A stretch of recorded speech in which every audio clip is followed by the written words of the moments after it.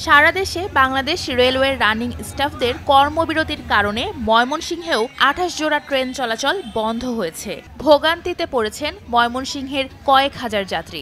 ময়মনসিংহ থেকে বিভিন্ন রুটে প্রতিদিন গড়ে ৬,০০০ মানুষ যাতায়াত করেন। ২৮ জানুয়ারি মঙ্গলবার সকালে ময়মনসিংহ রেলওয়ে স্টেশনে গিয়ে দেখা যায় আগে থেকে টিকিট কেটে রাখা যাত্রীরা গন্তব্যে যেতে না পেরে ক্ষোভ প্রকাশ করছেন। যথাসময়ে টিকিটের টাকা ফেরত পেতেও বিড়ম্বনার শিকার হতে হচ্ছে যাত্রীদের। সমস্যা তো আমরা মোহনগঞ্জ থেকে আসছি ময়মনসিংহ, রাজশাহী ট্রেন চলে না, এই তো বাচ্চা কাচ্চা রয়েছে সমস্যা। মনে করেন আমরা জানি না তো যে গাড়ি বদ্ধ আজকে, জানলে তো আসতাম না স্টেশন। অনেক দূর থেকে আমরা এই জায়গায় এসেছি, আমরা জানি না অ্যাকচুয়ালি যে ট্রেন বদ্ধ। আমরা জানলে তো অবশ্যই আসতাম না।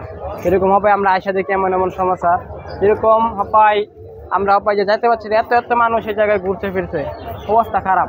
মানুষ কেমনে যাইব, কি আসে বিষয় ওরা কিছু বলতেছে না। ওরা বলতেছে টিকিটের টাকা ফেরত দিয়ে দিব বা দিব না, এমন এমন কথা। নির্বাচনের ভোটার তালিকা প্রণয়ন করতেছে তো কাগজপত্র সব মাইমিসিং আছে, এগুলো নিয়ে যাইতেছিলাম বাড়িতে। এখন আইসা দেখি ট্রেন বন্ধ, কারণ বেশি টাকা দিয়ে তো বিআরটিসি যাইতে হবে। এটা তো আমাদের মতো স্টুডেন্টদের জন্য এটা একটা ক্ষতি না। এটা টিকিট করে রাখা যাত্রীদের সরকারি নির্দেশনা অনুযায়ী বিআরটিসি বাসে গন্তব্যে পৌঁছাতে কাজ করছে রেল বিভাগ। ট্রেন চলাচলের ব্যাপারে উদ্যোগ তো নেওয়াই হচ্ছে, তাদেরকে বলা হচ্ছে রানিং স্টাফদেরকে।